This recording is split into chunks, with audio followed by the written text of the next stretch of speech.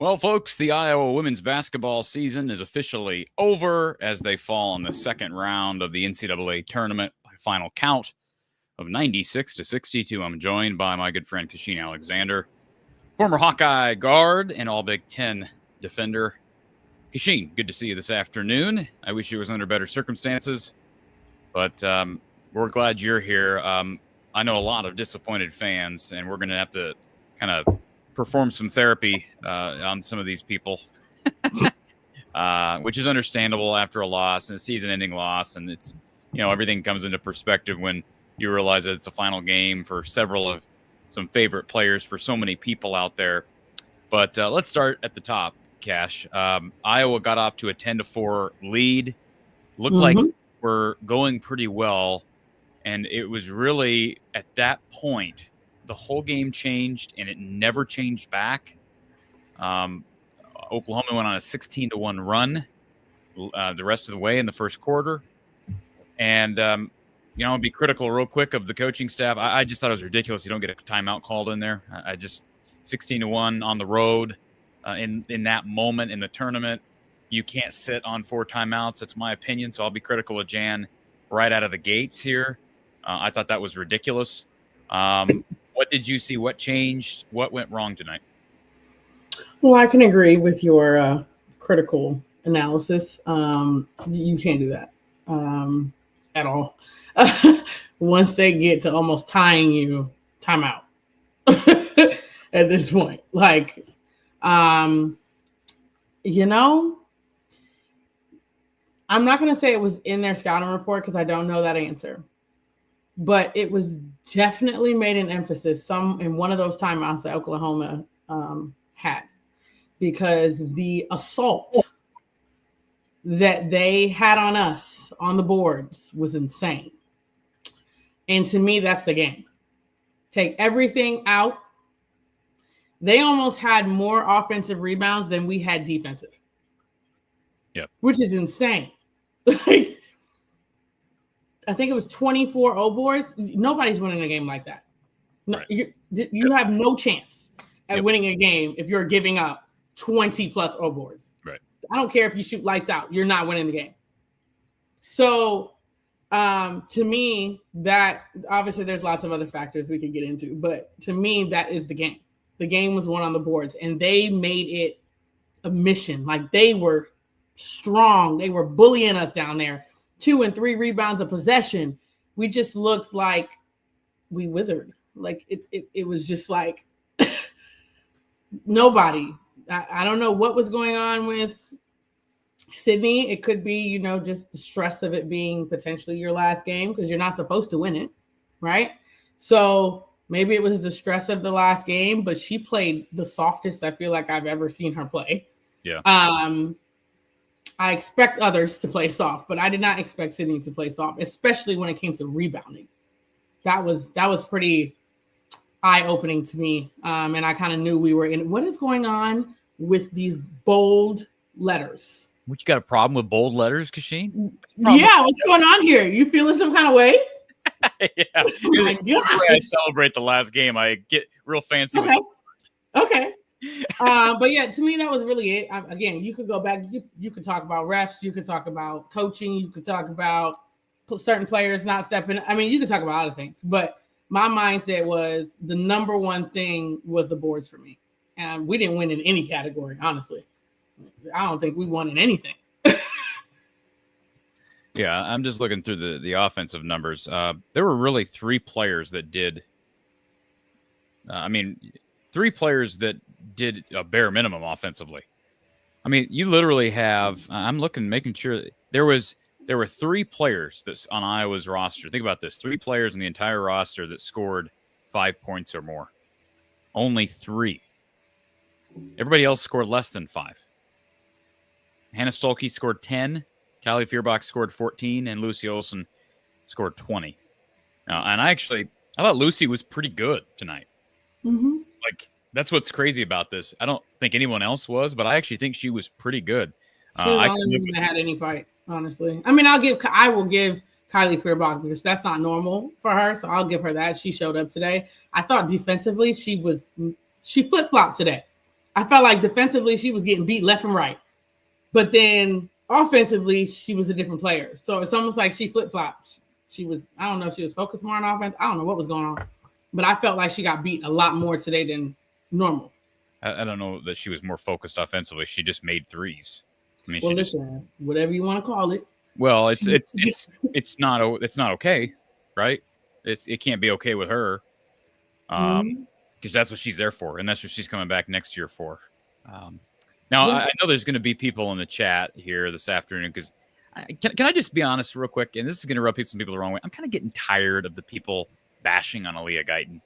I'm just getting sick of it. Like, people 3 months ago when she was playing great and knocking everything down wanted her in the starting lineup, and why is McCabe even playing? And blah. It's just, we're so living the moment. Kylie. People. Yeah, and Kylie. Just get over it. Get over it. Like, there's a reason why the coaches don't act that way, because they wouldn't be coaches very long. If everything was spur of the moment, an old Western movie where you're in a gunfire and whoever can get the first blow get the gun out of the holster the quickest wins. That's not how this works. So, look, she's not playing well, and she hasn't played well in quite some time. She's got to figure it out. She was 0 for 6. I mean, 0 for 4 from 3, no points, 2 rebounds, no assists. Obviously, that's not good enough. Now, if she goes, here's the thing: if I don't know when the portal window opens for the women. I'm assuming maybe it's open right now. I guess I'm just so honed in on men's portal. But if she enters the portal tomorrow, then I will look at this whole thing and say, okay, maybe she was not focused. But I don't think that's going to happen. And until it happens, I'm really not interested in ripping a true freshman coming off of a serious knee injury. Now, I will say this. It was a difficult sight, and this isn't the first time you've seen it. You've experienced it personally, although you basically said you don't cry. When your baby girl was born, did you cry? All right. Well, I just thought I'd ask you. So you basically said you don't cry, but it is hard to see Lucy Olson and her mom. Oh no, I did that then after my last game. Oh, absolutely. Oh yeah, for sure. So you cried your last game. So you cried when your daughter was born. Okay, tears. All right. Well, I was a little bit more worried about her. She was 6 weeks early, so I was more like, "Is she breathing?" So like, I was a little bit different. But I bawled after my last game in Iowa for sure. Mm-hmm. Yeah. So yeah, there's that. Just very difficult to see, and then you see Sydney getting emotional. But again, these were the final games for Sydney Falter, for Addison O'Grady, for Lucy Olson, and for AJ Ediger. It was good to see AJ get in there late, get a couple of buckets. Actually, she finished put her in there earlier, but that's my opinion. Oh well, that's a fair. You know the game was over. Like you're down 30. Yeah. Right. So just talk about how hard this is. You've been in this moment before where you come to the realization that you don't have anything left to play for. What does that feel like? I mean, at what point does that sink in? Does it not sink in until you hit the bench? Or is there a point in the game tonight where you feel like it was even apparent to the players that this thing was over? I'm sure that it was apparent to them that it was over. I wasn't in that position. Our game went to it, it was close. Yeah. So I'm certain in the third quarter they knew it was over. I'm sure. At the end of that third quarter, going into the fourth, they knew it was over. But it's still different because you're still playing, and it'll be a lot more crying in the locker room. That's kind of when when you're checking out, it's kind of like, oh my God, this is my last, and so you're kind of emotional, but it's way worse in the locker room. It's like, yeah. Folks, we're going to go to the phone line. We've got Kachine until about 5 to 7 or 5 to 6 here in the central time zone. So we're going to keep our calls to somewhat of a minimum. But let's go ahead and we got a couple of people on our phone line. The number to call is 515-635-1601, or better yet, just join by StreamYard. The link to StreamYard is found in the description of this video. Let's go to our first caller. Thank you for calling Iowa Postgame with Kachine Alexander. Who's on the line? This is Andy. How are you guys doing? Good, Andy. How are you? Well, a little disappointed by the way it ended, but us too. It was going to end at some point. I mean, Sweet 16 was probably our ceiling anyway. I agree with that. I agree with that. I think, Kachine, you and I both have said they weren't getting past UConn, and I stand by that. I'll be shocked if maybe Oklahoma, with their ability to crash the glass, they came into this game second in the country in rebound margins. I didn't have us beating Oklahoma either, but that's just my own whatever. What's that? I didn't have us beating Oklahoma anyways. You didn't? Mm-mm. I thought you sounded pretty confident, like Iowa had a pretty good shot. No. What I said was, I said you never know, because that's my saying. But the matchup wise, we would have to have played. Well, Florida really Gulf Coast, they didn't look great against FGCU. They did not. So I didn't expect this today, by any means. I didn't expect us to get the doors blown off. No, I did not expect that, because we haven't done that really at all this season. But I didn't. If I had to pick, I was picking Oklahoma, because I felt like home court, they've kind of had like a, I don't want to say an up and down season, but for the most part, they've won and lost. They've won some big games, that kind of thing. But I felt like with the matchups that they have, they were bigger across the board. Yeah. Like they were bigger across the board. And I felt like, okay, if I know rebounding has not been a major issue for us all season, right? It hasn't been something that was crazy. UCLA didn't, blow us out the water on that scenario, but I do know that Oklahoma plays with more of a brute mindset. So I was kind of like, I don't like that for us. UCLA is very soft. I'm gonna be honest with you. UCLA is soft. So I was like, okay, we might be able to, extend our will scenario, but we don't do well with brute force. We have not. Let's just be honest. So, a couple things. Again, Oklahoma came into this game second in the country in rebounding margin, so they are an elite rebounding team. Now, Iowa is top 30. Yeah. in rebounding margin. So they should have competed better than the numbers that we saw today. All right. So just to be very clear that two things can be true at the same time. Yes, I did not expect Iowa to win the rebounding battle, but you can't lose it 64-33. That's as unbelievably bad. That's as bad as the men and then some. Now the men do it routinely. But yeah, 24 offensive rebounds just can't happen. And it's not like Oklahoma shot great. They shot 41% from the field. In fact, I thought they left a lot of open threes on the board in that first half. Couldn't knock down shots, kept Iowa in the game. They were only down 11 at halftime. That's what's nuts about this. They were in this game at the half, and they played as badly as they have all season. But the bottom line is not enough on the glass. And first 3 minutes, Oklahoma turned the ball over a number of times, but then it was a cascade the other way. Iowa ended up with 20 on the night. Caller? Yeah, Oklahoma's just meaner today. I mean, and I don't want to be critical of the girls because they had a fantastic season, but we don't have any dogs. I mean, Sid maybe, but we don't have that girl that's going to say, we're not doing this anymore. I mean, they're not tough enough. Yeah, but we've been saying that for a while, right? Like they have not, like besides Kate Martin, they haven't, and even Kate, I mean, I love Kate and her leadership, but I don't know that she's a dog. I think she's a lot like Sydney Falter. She's scrappy. She's going to fight for you, but she's not some physical. I think I know what you're talking about, Andy, and I agree. They don't have that. And, Cody McMahon is entering the portal. That's what I hear. Hey, I would say, you know what? If Cody McMahon puts on a Hawkeye jersey, she'll be the most popular player in the state of Iowa. I heard she's likely to enter the portal, so we'll see. But she's probably going to go to a blue blood. But no, I agree.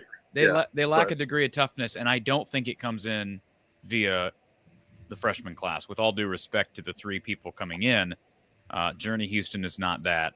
Addie Deal, we'll see. I think she's going to be a great player, but I don't know that she's what you're talking about. And Layla Hayes, I don't know enough. Maybe Layla Hayes will do that, or maybe it'll be Aaliyah Guyton next year. Maybe it'll be T. Strem, but someone's got to do it. I agree with you. In these types of games, they're going to struggle. And let's be honest, this season, for what we had, again, I've said this, and I think I've said on your show before, we have freshmen and a bunch of role players. And our junior class is basically Hannah Stolke. Taylor McCabe is a shooter, but she doesn't play defense. Can you name a sophomore on our team? We have one, and she's been in sweatpants all year because she got hurt. But, I mean, for what we had this year, for what they accomplished, and Jan kept our coach quit in June, and nobody left. 20 wins, 22, I can't even remember now. But, I mean, I think it was a successful season, and all these people commenting on, is Ava transferring, is Guyton transferring? No. I mean, look at this team. I don't think anybody's going anywhere. We got to go find some help in the portal. But, I mean. 23 wins, very successful season. Very successful season. I still think Jan Jensen could have been Big Ten Coach of the Year. And I agree with you. I don't have anybody besides maybe one of the bench players that I expect to transfer. Now, Kanice wasn't going to play even if she was healthy. So let's just get that out of the way right now. That's probably a scholarship player that if you lose to the portal, you can live with all due respect to her. Kachine, you've seen a little bit of her. I don't think you felt like she was ever cut to be a Big Ten point guard. Kanice Johnson, who's on the bench, but she is on scholarship. So maybe she leaves. And like I said, they're gonna be bringing in a couple of guards in Addie Deal and Journey Houston. So, but they also have multiple scholarships to work with, even with Kylie Feuerbach returning. So yeah, two left to go in the portal. Yeah, so it'll be interesting to see if they use those. She better use those. Yeah. Well, they didn't use all of them this year. They didn't. They had one left. They never filled. So I hope they use them both. And I think Jan did a great job. But I mean, being an assistant coach for 20, there's a big difference between being the assistant and a head coach. And I don't care if it's at any level. The assistant coach is supposed to kind of be everybody's friend, and the head coach is supposed to be kind of the mean one. And that's an adjustment, I think, in itself is, I think she did a great job. And hopefully they can go get a couple people in the portal. But Absolutely. that's about all I got. Mhm. Rough day. Basketball is a crazy sport, and we played our worst game of the season, and Oklahoma played probably one of their best shooting games of the season. So I'll equate it to something else. Anybody watch the Iowa State game yesterday? The men? Very yeah, similar. live by the jumper, die by the jumper. Yeah, I mean, and I know that was a different type of loss, but I'd never expected them to get throttled. And that was the opposite. I mean, Ole Miss was the 6th seed and Iowa State was the 3. So that was even more surprising. I certainly didn't expect this type of a beatdown today. But yeah, I mean, yesterday was a bad day for the men. People were tabbing them as a Final Four favorite preseason. But when you have a one and done format, this is the type of thing that can happen. Now, if Iowa played Oklahoma 5 times, they might beat them once. Maybe they'd even beat them twice. But boy, they were the much better team today. Yeah, absolutely. So, all right, Andy. Appreciate the phone call, all right, sir. thanks, guys. Take care. All right, let's trek on to our next caller. Before we do that, Lemansky, thank you for the super chat. Always a Guyton fan, plus love our young talent. So thank you, Lemansky, much appreciated. Let's go to our next caller. Thank you for calling Iowa Postgame with Kachine Alexander. Who's on the line? Hello, this is Jacob. How are you doing? Good, Jacob. How are you? Not too bad, thank you. Just got to give a shout out to Oklahoma, mostly because of their game plan. Their game plan on Hannah specifically, they stayed on her right hand nonstop, and I can't believe how many times Hannah got the ball stolen almost before she was dribbling. That is, I would say, do you guys have a slight concern about Hannah going into her senior year about development? Because oh my goodness. I'm a little concerned, just a little concerned because anybody who's watched me, Jacob, knows that I've been concerned about Hannah's development for a long time. Kachine, you know I've been concerned about Hannah's development. Mm-hmm. I questioned when people, including Kyle Huseman, have said, well, she was hurt, so she didn't get to develop the outside jumper. How many times have I come on this show and said, she really doesn't have post moves? Like, she does the same thing every time she goes in there. So, yeah, I am concerned about it. I don't know what her game is. Is she a 5? Well, if she's a 5, she doesn't have enough post moves. Is she a 4? If she's a 4, she can't shoot. That's a problem, right, Kachine? So, yes. She's what we call a tweener. She's got to develop one of those two because she doesn't fit a position. Like, in some cases, she can play, but she is not a player for all matchups at either position. There's some games where she can play the 4. There's some games where she can really play well at the 5, but there's no guarantee either way because she's got such glaring weaknesses in certain spots. So, I think size-wise she fits into the 4, and that's why we all think she's got to develop a jumper.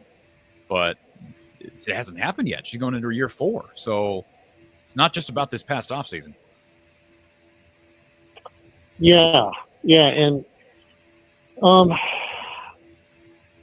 sad to see how it ended for Sydney Falter specifically, only because in the third quarter, I hate to say it, she had a look of, I don't know what to do. And what I mean by that, I didn't see any fight specifically from her.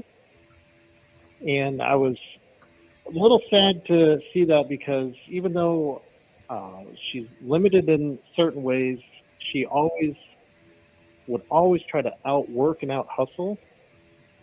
And to have it kind of end like that for her, I'm not saying that she, I don't want anybody to start blowing me up saying I'm saying she gave up. I'm not saying she gave up, but she did give up. I say it. Okay. It was sad. It was sad to see that end the way it did for her. I don't think she's the only one that gave up. Yeah. And, Pat Summitt is always right every time about everybody, talks about, defense wins championships and everything, fine. But Pat Summitt's always number one goal, it was to rebound. Mm-hmm. Well, rebounding above all else. Rebounding is part of defense, though, Jacob. It is. I mean, Kachine knows that. She's a great rebounder. Gary Close. Mm-hmm. That means nothing if you can't secure a rebound. So it's part of defense, and that's for the men. Hey, guess what? We went into postseason play, and I said this, that I don't believe there was a game where Iowa really played poor defensively. Tonight, they played poor defensively. I mean, I did not expect that. Like I say, I don't think they've had a single game like this all year. And part of that is Oklahoma and the matchup and how dominant they are in the glass. But if there's any solace in all this, it's, hey, they were exposed in their final game. They went through the whole season, a great year, but they were exposed in their final game. We know exactly where we have to address what we have to address in the offseason as it relates to roster. And that is on the glass. And I think what was mentioned earlier, the physicality aspect of things, because they were pretty good defensively most of the year. But the lack of physicality reared its ugly head in this one. And they do need more. Yeah, they do need, I think, another guard. I mean, they just can't. I don't think you can rely on a 5 freshman to come in and account for the offense that they're losing in Lucy Olson. Because they weren't great offensively this year. They were pretty good, but they were not great. They were really good defensively. Yeah, it's tough to say because, wanting, some more physicality, being better on the boards, you are going to need some, bigs, but you're going to need some aggressive bigs. We're going to need somebody who we can signal out and say, okay, you're rebound defender. That's all you're going to do. And you're going to be physical as you possibly can be. Because Oklahoma came out, they looked at us, and they smirked, and they said, we got something for you. And from the jump. Not from the jump. They were. Not from the jump. It was 10-4 Iowa. Okay. It was 10-4 Iowa. That's true. We had a good 3-4 minutes there. You're right. Right. But they weren't worried one bit. And we do need toughness. We definitely need toughness. And like I said from the start, you got to give credit to Oklahoma. That was a great game plan because they knew how to take away Hannah. And once there was nothing on the inside, literally nothing, they knew we didn't have enough shooters, and Lucy cannot carry. I mean, she's not going to put up 40, 45. So it is what it is, and it's sad to see it end for a few players. Absolutely.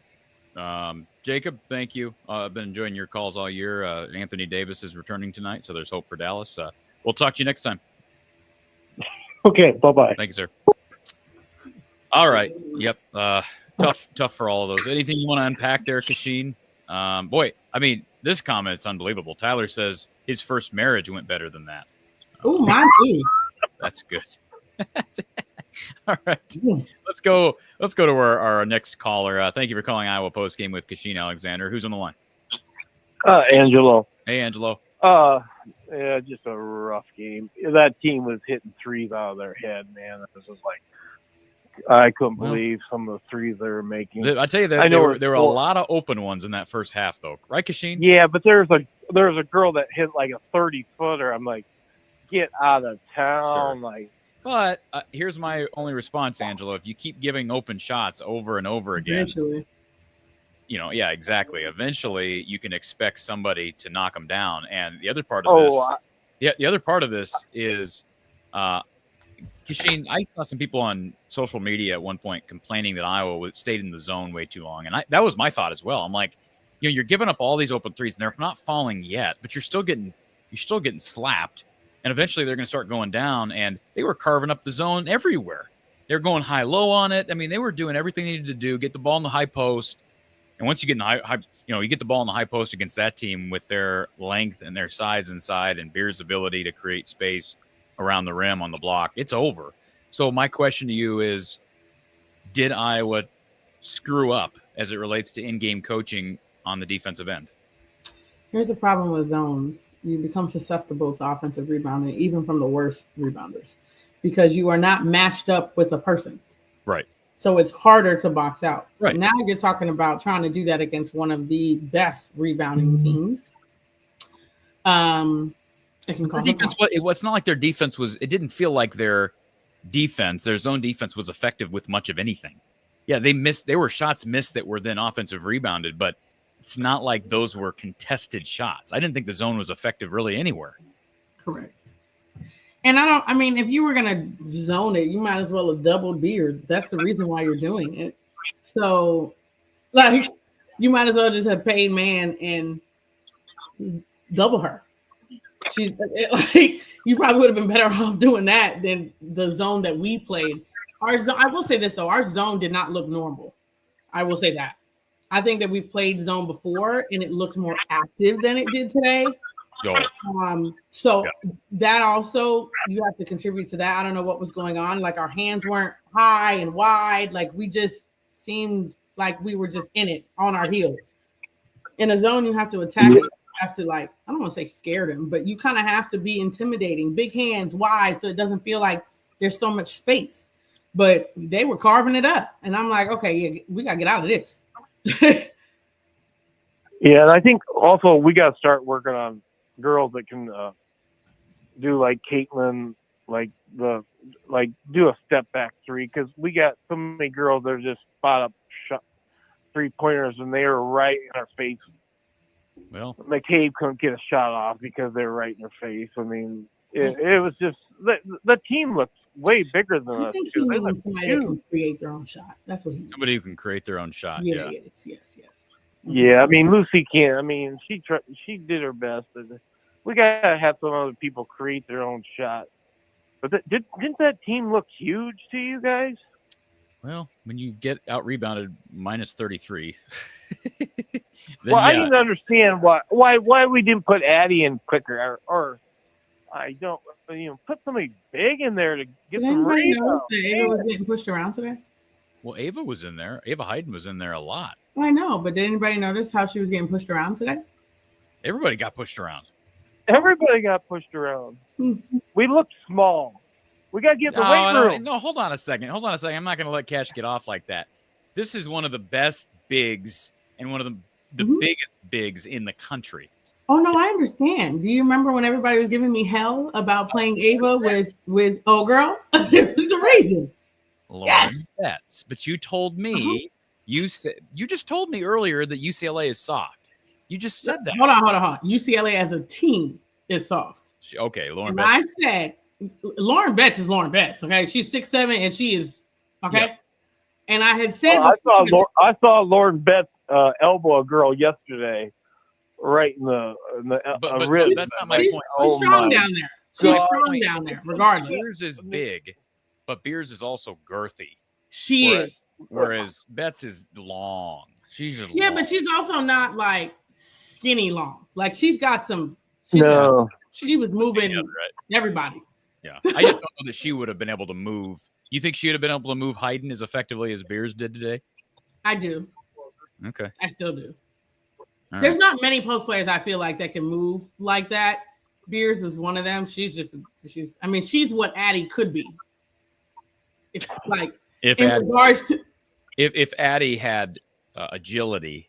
Yeah, like body wise, right? That's what Addie could be. She's already got the frame. She's got everything she needs. She's just slower, right? Which again, slow is not bad. You just have to be methodical and slow. That's okay. That's what Jokic is. That man's slow as molasses, but somehow Luka's slower than hell, and he's because they are methodical in what they do. Hey, I can't even do what you do because I couldn't understand how they was getting anything off. But they're just methodical at what they do. She could do that. She's just not that. So, I mean, again, I think Ava, this is a very bright spot. And I like how Ava ended the season, regardless of this game, right?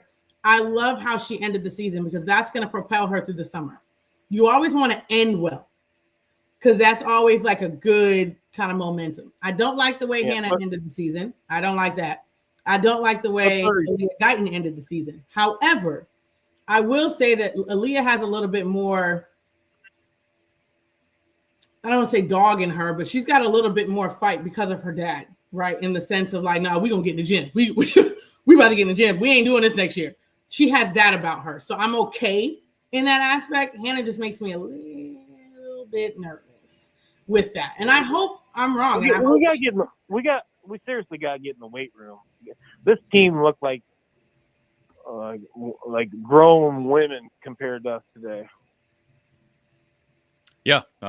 Ava's going to have to get bigger, and Stolke is going to have to develop a jump shot. And I do think there's some question marks after Ava Hayden at the 5 next year because they lose O'Grady and Edgar. Is Layla Hayes going to be ready like Ava Hayden was this year? So those are question marks. And then you got a couple of open spots via the portal that you could fill if the assets are there. So, Angelo, anything else before we let you go? Does Kachine have any eligibility left? She'd like to. She wants to go back and play college volleyball if she could. So no, I would actually go back and play college basketball. It'd be fun. All right. Especially now. You just want to get paid. Hey! Corey, you got any eligibility left? Yeah, somebody earlier said they thought I was like 6'5" or 6'5" or 6'6", and then they saw me somewhere, and that was Tony that said that. They saw me, you're like, oh, you're not as tall as I'm like 6. I'm 6'2". What did you think? I was somebody giant? said you had a 50-inch vertical leap. So I have a 55-inch vertical, but yep. Thank you, Angelo. Thank you for being here, sir. Okay, thank you. Hey, great year. Thank you, sir. Thank you. Appreciate your support. Yep. All right, we're going to put our caller on a brief hold, and we got a couple of things here in the chat. Spencer, thank you for the super chat. Very much appreciate that donation. Also, Annie, thank you, Annie. Thank you for all the shows, she says. Cash and Corey, you made it fun. So very much appreciate that, Annie. And then Scott says, Hannah had to play hard last year. Cece and Kate gave her hard love. Kylie coming back isn't of any help. This team had more cheerleaders than dogs. It might be living in the moment just a little bit, Kachine. I mean, Kylie's definitely going to help us next year. I mean, she's not going to help in the dog category, but she'll help us next year. Yeah. She needed to be tougher today. I mean, you talk about her defense, but if she's going to be a defensive-minded player, she needs to be tougher. Now, is anybody going to sit here and say Gabby Marshall was tough? A different kind, maybe? Yeah, a different kind. And that's that's what Kylie needs to channel next year. Yeah, I wouldn't, not what we're talking about, but she was in a different way. Yeah. I think that's what Kylie needs to channel next year. But it helped having Caitlin Clark and Kate Martin on either side. It did. Basically at all times during your career. So anyways, all right, let's go back to keep an eye on our clock here. Let's go back to our phone line. Thank you for calling Iowa Postgame with Kachine Alexander. Who's on the line? It's Chris in Wyoming. I'll keep it short. All right. I watched Michigan State and Illinois get destroyed today, and I was confident that Iowa would have a much better showing. So it was really, I was shocked, I have to say, at the performance, and I've decided to blame the coaches. That's where I'm at. So they just seemed like they were unprepared and not playing together. And I don't think we can blame the kids for that. I think that they just weren't prepared today. All right, Kachine, preparation? Do you think they were ill prepared tonight, or this is more of an execution problem? You know what I will say? I will say they're definitely going to take some heat because maybe I'm wrong, but there's not many games where after the game, I can't tell you what our game plan was.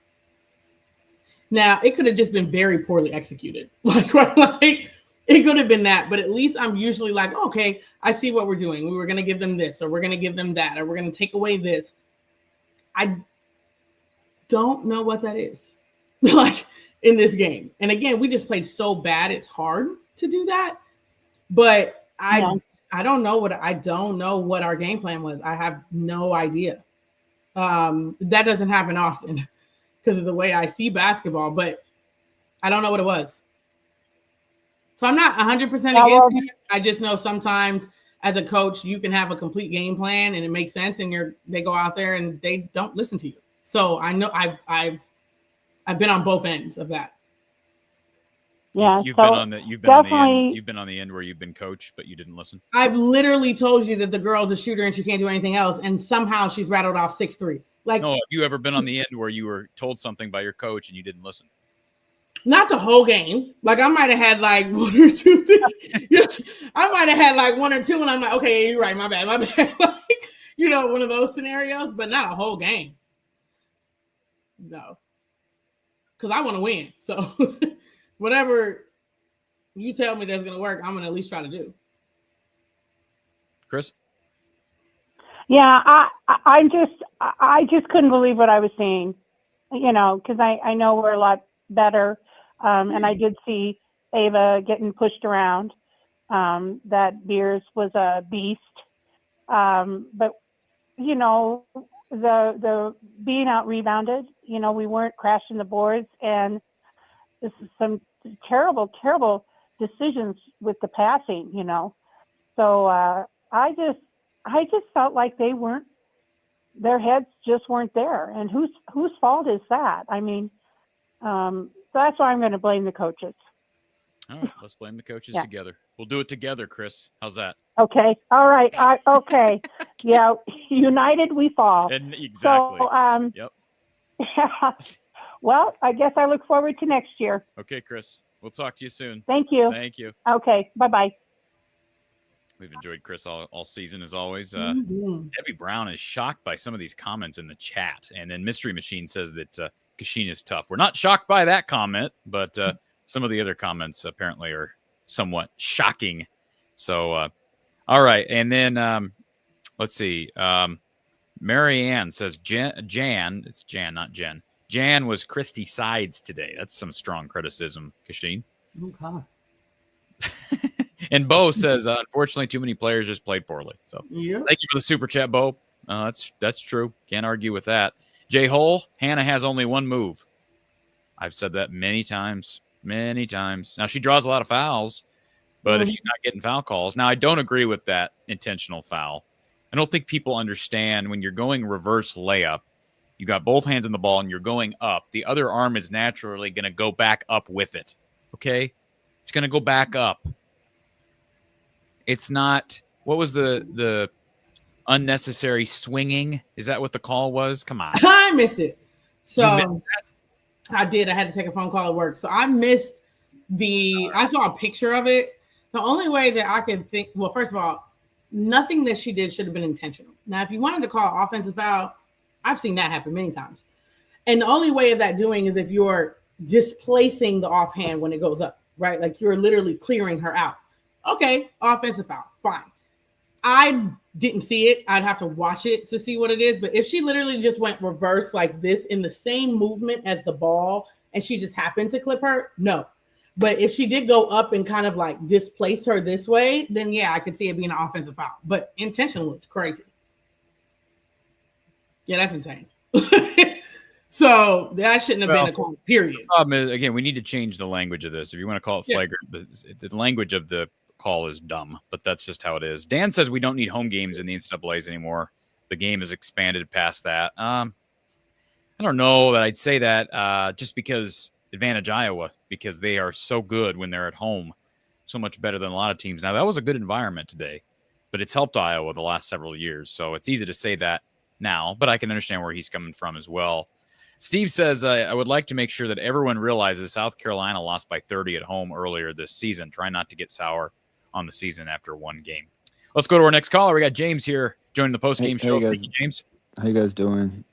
First off, I know I probably never see this, but like for fans out there too that don't give her the credit, I want to thank and appreciate Lucy for coming to Iowa. You know, like it was a hard choice going from one school to another, right? And she came in and filled the role. And I know it was only 1 year, but just watching her play and watching her lead kind of by example, she helped us lead in some games that we probably wouldn't have been in, right? Without her, we were in, if that makes sense, right? There's some games out there that I feel like, even this one we got blown out, right? But like some games that we wouldn't have been in through the year, we were in because of her, if that makes sense, right? And like that's just what she brought, right? She brought kind of a leadership, right? Maybe it was a different leadership than Caitlin, obviously, but still was leadership. And I just think some people don't look at it that way too, because they don't look at it as, oh, we lost too. But like without her today, we might have lost by 70, right? Like she was, doing whatever she could to help us. She was the only one that really was on. Kylie's playing well offensively, but they needed her more on the defensive end, and I don't think anybody played well on that end.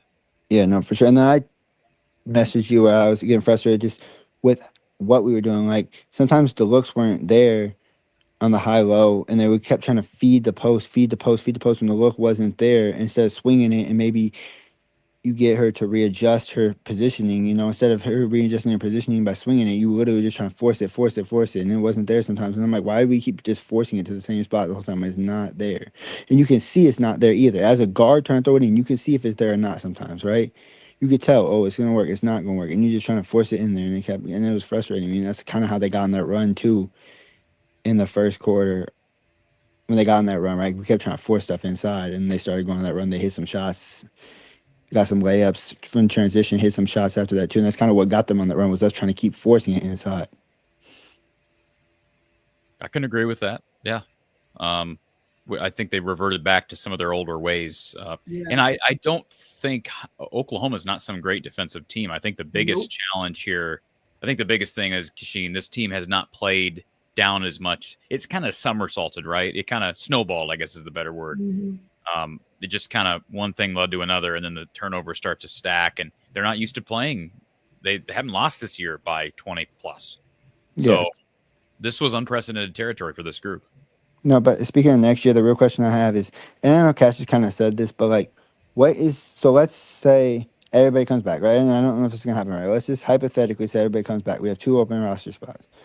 What are the 2 open? What do we want to look for in those 2 open roster spots? A guard, and do we want to look for a stretch 4, or do we want it? Because I know you said something about that, Cash, last time, a stretch 4.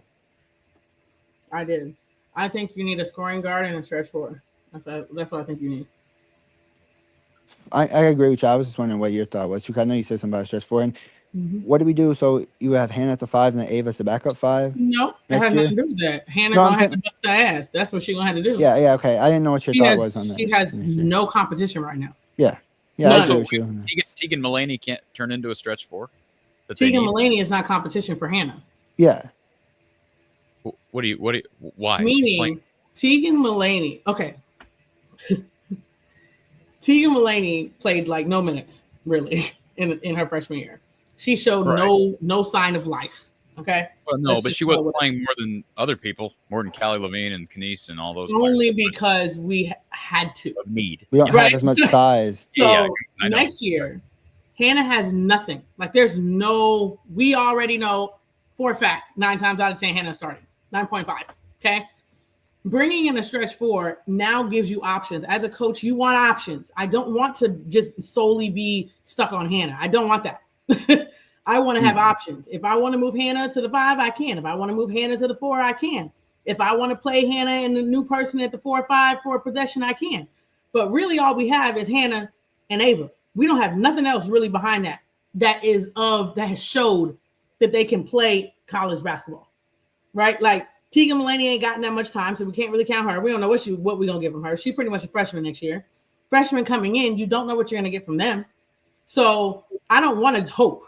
I don't want to hope. I want somebody that is proven, that I can see and know can contribute into the college world. And then we need a guard who can score. I don't want to say we need another Lucy, but we need another Lucy. Sorry. We need another guard that we can go to. Real quick, James, I'm going to pull you out of the queue and then I'm going to pull you back in. Is that okay? Yeah, that's fine. Okay. All right. Thanks, James. Folks, I need to let you slide, Kachine, because you have some work obligations here. Thank you for being here all year. It's always so much fun to have you here, and you mean so much to this show and make it go. And as I think there was a comment in the chat I wanted to pull up on the screen.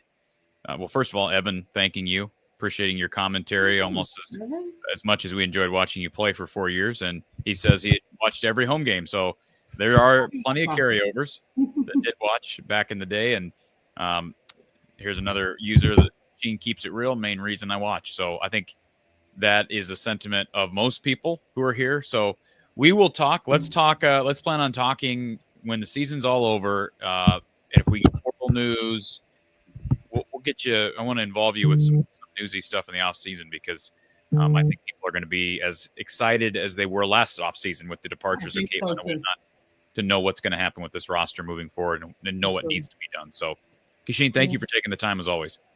Thanks, guys. Appreciate it. Have Maybe a good night. I might hop back in if my work thing ends early enough. All right. Okay. Thank you. All right. Well, I'm trying to trudge along here. And if we get cash back at some point, we do. If not, then you got me at least for the remainder of the season, remainder of the show. So see if I can do this on my own. We're going to get James back in the conversation here in a minute. Bobby Nielsen, thank you for being a premium subscriber, Bobby. He says, when the dust settles, will there be an end-of-season wrap-up with what went well, what needs improved, and thoughts on the roster rebuild? Thanks for the show. Well, hopefully I answered that question, Bobby. Yes, we're going to get Kachine involved here in the offseason, especially as the NCAA tournament winds down and portal season ramps up. We'll see what the Iowa women do as it relates to the portal. But we absolutely will have her back on, and we'll talk about things. We'll record segments. We'll go live. We'll talk to you all. It's so much here to come. And just a reminder, folks, if you've not been with us very long, this show prides itself on being free and accessible to all, whether you listen on Spotify, Apple, Amazon, or watch on YouTube.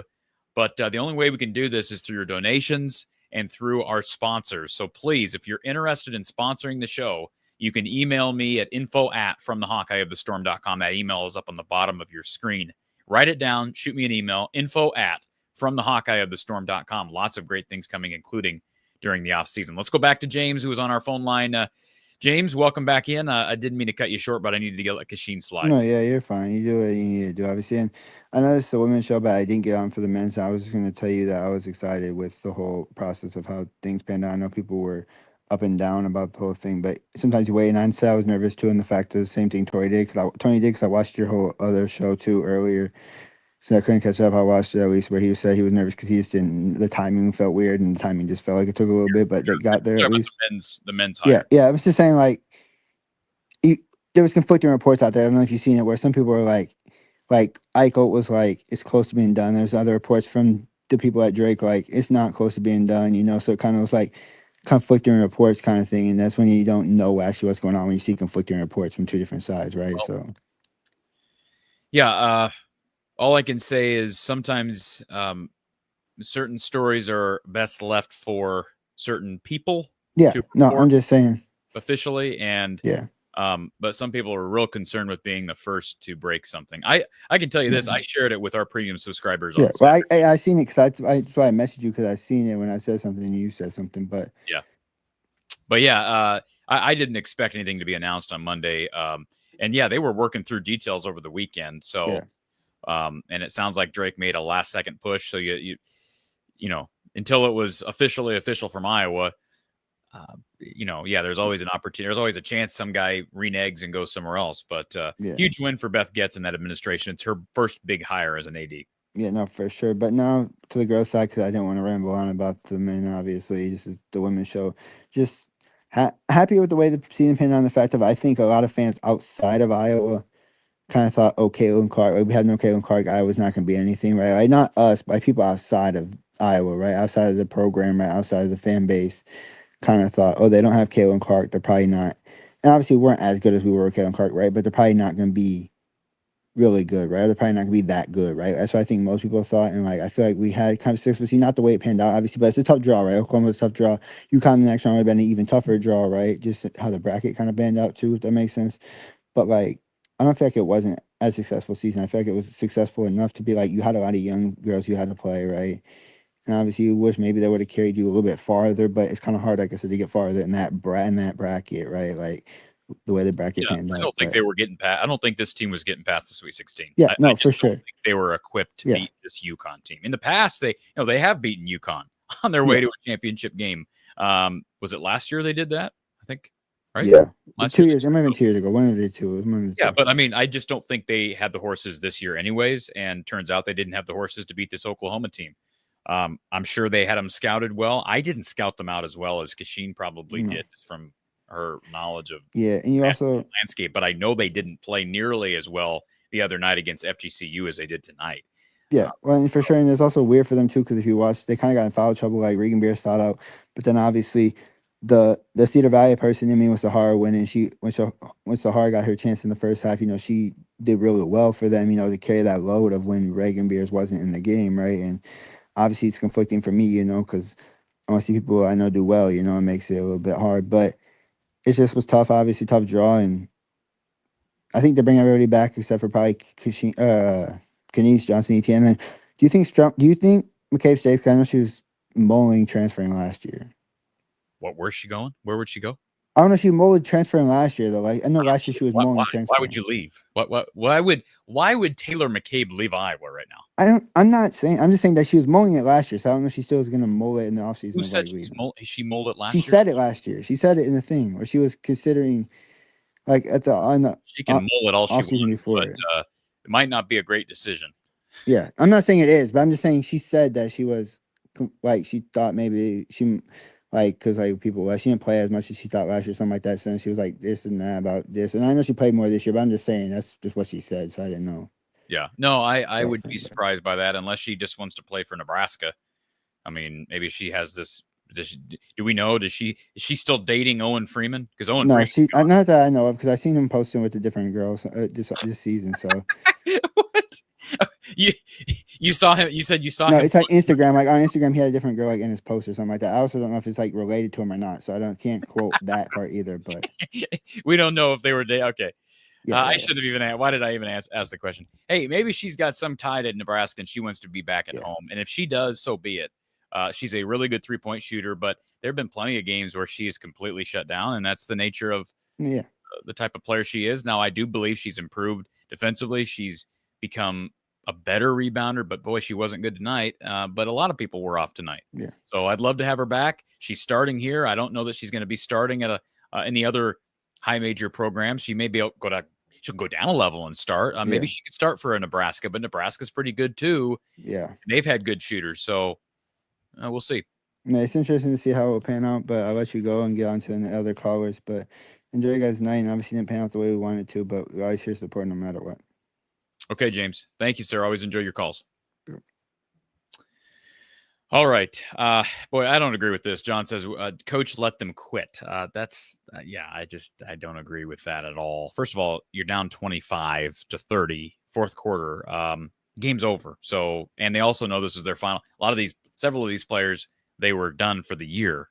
They were done for their careers. They weren't just done for the year. They were done for their careers. So it's easy to say they should never quit, but they were getting it taken to them tonight. And eventually I think it's going to get to anybody. I think most teams, when they're down 25-30 that late, are going to quote unquote quit, whether you like to acknowledge that or not. Tom says McCabe is a borderline Big Ten player. These freshmen need strength training, especially Hayden and Stremlo. And Fam Jam says Ava didn't play more because she was terrible. Wow. A lot of people I understand being frustrated by the day and by the game, but maybe these are just frustrated comments because 2 days ago, everybody was praising Ava Hayden and praising Taylor Stremlo. And there have been plenty of games where they've been praising Taylor McCabe because she's got one of the best 3-point percentages in the conference. So, but as it relates to Hannah Stolke, I've been critical of her all year with her lack of development. I think in some areas that needs to change. But, I'm surprised at some of these comments. But I get there's frustration, and it's because people care. Let's go to our next caller. Thank you for calling Iowa Postgame here from the Hawkeye of the Storm. Who's on the line? Lamancy, Corey, thanks for covering the women all year long. Absolutely, my pleasure. It's been fun. I'm kind of, I shouldn't be laughing today because that loss really hurt. But let's talk about expectations about DeVries goes to Indiana. Nobody knows the background. It's obvious that Indiana was talking to DeVries' agent last fall. And all of a sudden, Beth Getz sucks. What the hell is Beth doing? And in a short period of time, Beth did great. Somebody gave her an A+ that covers the Hawks. She got her man bent. And I guess I'm going to reflect on, the experienced players for the Iowa women had a rough start. and these freshmen just accelerated to fill the gap. And today, today's tourney, you have to have experience, and we didn't have that.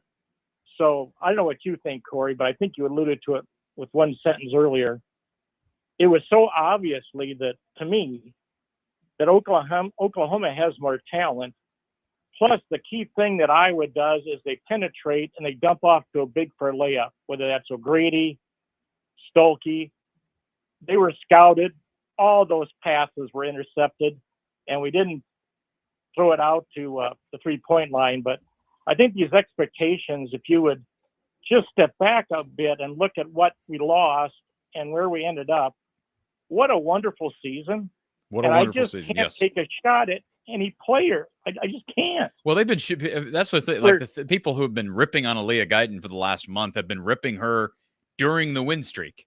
So people are just going to be people. I don't have an explanation for it. I don't get it.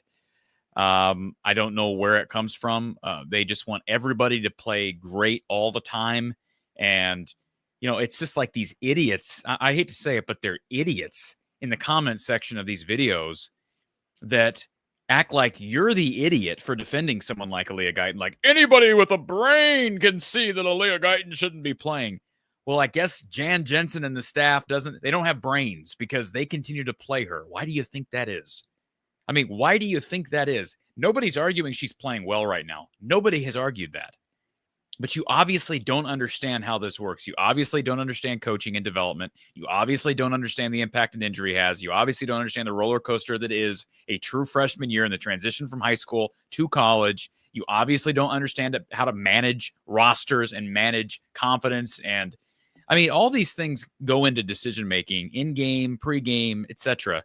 And I think Jan has done a phenomenal job with rotations as the year has gone on. I thought she did a really pitiful job the first couple months, and that was almost to be expected due to the fact that she'd never been a head coach. But I think she's settled into things, and I think it did help when Tegan Mulaney wasn't available here in Norman. I actually thought they did fine today with rotations. I had no issue. I thought she pushed every button today as it relates to personnel. They just didn't have it. So I am actually more positive than I was in the first 3 months of the season about Jan's ability to identify and play people, even though some of the people she's been playing are struggling, because that's just the nature of the game. So anyways, I hate to go on a little tangent there, Lemansky, but those are kind of my 2 cents. Well, I think if you're a Hawkeye fan, you gotta understand the game, and if you want to, the players play and the coaches coach. But if I want to get bold and say, okay, what do I think of the coaching staff? I'm going to go back to last year at the beginning of the season, and when you're recruiting and you have the Caitlin phenomena going on, if you want to say something intelligent, did they recruit people that fills the gap looking ahead a year? And so some of the problems that, Aaliyah has to play, she's the best we got. Ava has to play, she's the best we got. Hannah's got to play, she's the best we got. We did not fill the roster as good as it could have been preparing for this season. And of course, when you're in the tournament, I'm really impressed with Oklahoma. I think they might have a shot on the next round. But what do you think of my statement about if you want to criticize the coaching staff, maybe they didn't fill the spots looking back last year, looking into this season? Yeah, I agree with that to some extent. I think my biggest criticism about filling spots is they did leave an open scholarship out there. And I don't really necessarily believe in that unless you just have no options. I mean, I don't know that's. Thank you, Nick, for saying that you're going to miss the show in the offseason. I appreciate that comment, Nick. But they had an open scholarship, so you can account for injuries to some extent. Now, they did know Aaliyah Guyton was suffering from a serious knee tear. You didn't know that Sydney Falter was going to struggle with injuries early. You didn't know that Hannah Stolke was going to struggle with injuries as much as she did. But I would agree with you. I would agree with you. And I think the other aspect of why I'm kind of going on the defense with people like Aaliyah Guyton is because of her age. She's a freshman who obviously has really good upside, and as much as she struggles, I would not be surprised to see her take a massive jump in year 2. Now, what that massive jump looks like as it relates to stats, I don't know. But sometimes you just got to play young people because you know they're going to develop quicker in the game, especially when you have need.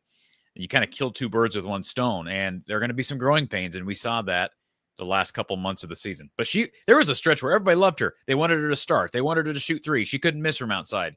And now she can't do anything right, and everybody just has turned on her. People are stupid. Well, the other thing that Iowa fans got to remember, we got development programs going on in football. We got development programs going on in Hawkeye men's basketball. In fact, the new coach from Drake, he's going to have to develop a program. And I guess sometimes you got to have, you don't want to call it, you got to understand sports in general. And we're in a crazy era of, if Vic stays, I'll be just flabbergasted shocked because he's going to be offered the kitchen sink. Yeah, he's not staying. He's not. Josh Dix ain't sticking around. I just hope they can throw some money at maybe a big-time recruit women's basketball that compete with LSU and South Carolina, and especially if you're an older fan like me.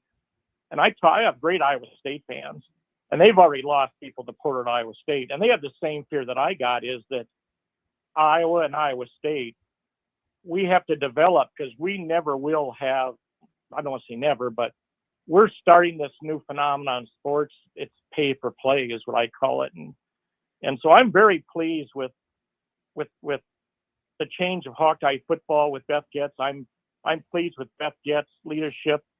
So I hope we can look at the glass as half full, not half empty. And I want to thank you for the show. And you're pretty smart, because everybody you help host this show, Corey, has immense talent, and that's not accidental. That's your leadership. And you get criticized, but I think you and I just can't handle criticism from people that don't have their brains plugged into a socket. And I'll say that, and thank you for the show, and sign off. Thank you, Lemansky. Appreciate your phone call and your support. Yeah, good stuff. And I can agree with most of that. People, like I said, people are just dumb sometimes. They react and they don't think, and that's the definition of short-sighted. So I think most people, there's always going to be your people in fan bases that don't know how to see things objectively and clearly. They're all emotionally driven. But I hope people can reflect on this year in a couple of weeks, especially, or maybe even sooner, and think, boy, what a successful season! What a cool season, fun season! What a gift Lucy Olson was out of the portal. Phenomenal. Drew, thank you for the super chat. Come back next year, Cash. We will do everything we can to make that happen, Drew. So thank you. Bo, appreciate the super chat once again. Bo, it felt like when other Oklahoma players other than the Beers stepped up, Iowa didn't know how to react. Then Jan leaned in the upperclassmen too long. Well, the upperclassmen had been the only ones that had been producing here in the last couple of months. I mean, besides Tremlow's big game the other night, it had been, I mean, Aaliyah's not played well. Tegan Mulaney's been MIA. Of course, she's home with a concussion right now. So I can understand where you're coming from. But if the upperclassmen weren't playing well today, Iowa really didn't have much of a chance. Ava Hayden just started playing here a couple of weeks ago. She wasn't even playing before March. So, but I understand where you're coming from. Drill MVP, the gap between the haves and the have-nots. He says that gap is massive in women's basketball. I don't understand that comment relative to this game. I don't know what that means. This is an Iowa program that's been to 2 straight national championship games. Oklahoma is not part of some elite top 5 in the country tier. They were a lot better today. Iowa has beaten 2 and 3 seeds before this year. They beat USC earlier this year. They lost by 2 to UCLA this year. So just because a lopsided result occurs does not mean that Iowa, I'm assuming he's implying that Iowa is just such a huge notch below someone like Oklahoma. That's not what that means. There's some years where a team is just not as good, but the program, to act like it's women's basketball, this program is a microcosm of the problem that we have. And maybe I'm reading too far into the comment, Darrell, but I don't agree with that. Not based on the result tonight. Sometimes there are blowouts. That is basketball. That's sports. Let's go to our next caller. Thank you for calling Iowa Postgame here from the Hawkeye of the Storm. Who's on the line?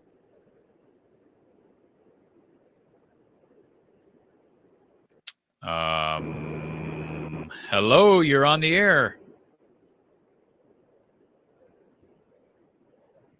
Last chance, you're on the air. All right, I hear nothing. Let's go back to our phone lines, go to our next caller. We'll see if we can get the other one back. Thank you for calling Iowa Postgame here from the Hawkeye of the Storm. Who's on the line? Hi, this is Brittany. Can you hear me? I got you loud and clear. Brittany, how are you?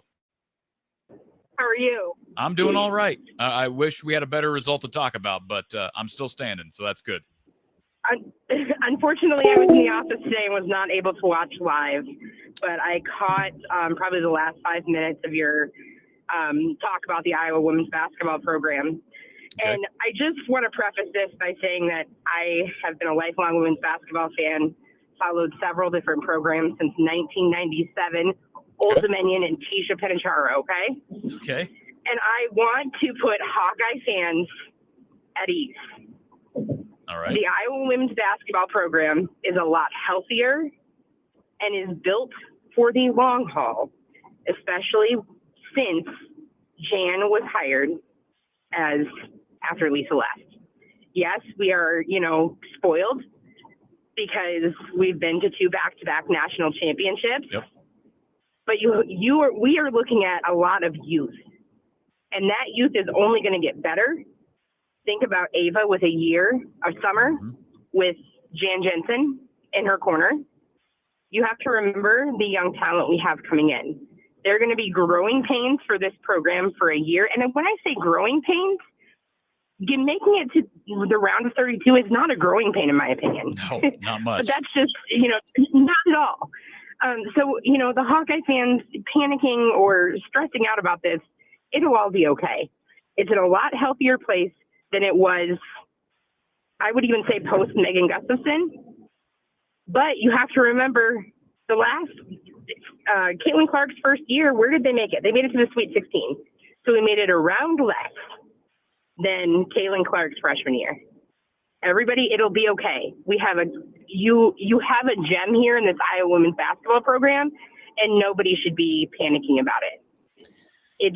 It's in a place of health, and you see these programs go up and down outside of, Tennessee, the University of Tennessee.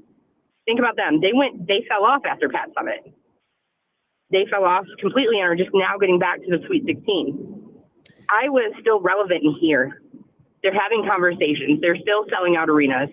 It'll be okay. Right. I'll hang up and let you talk from here on out, Corey, unless you have questions for me. Well, Brittany, I just want to add to this. I think what you just said is perfect, and I'm going to add to it in that you brought up Ava Hayden and the growth. We would expect someone who has the natural talent and the athleticism, the length, those gifts that some of those you can't teach, that she has, and then you add in the fact that she's got a couple of post gurus who will be working with her in the offseason. And let's not forget two of the 4 freshmen in this class, 2 of those freshmen, or is it 5 freshmen? I guess I'm losing count. 2 of the 5 are Aaliyah Guyton and Taylor Strimlow, who both have flashed, right? They're different players, but they both flashed. Aaliyah was hurt, but both of those players have 2 parents who have played basketball at a high major level. So you got Aaliyah, whose dad played with MJ and the Bulls, obviously was an All-American under Bobby Knight's guidance. Her mom was a professional Brazilian player. And then you have Taylor Strimlow, whose parents both played D1 basketball. So you have to expect that both of those players are going to be taught, even when they're at their respective homes during the offseason, and pushed even more than the average freshman turned sophomore would be. So I think it's the glass half full approach, but I also think it's reasonable.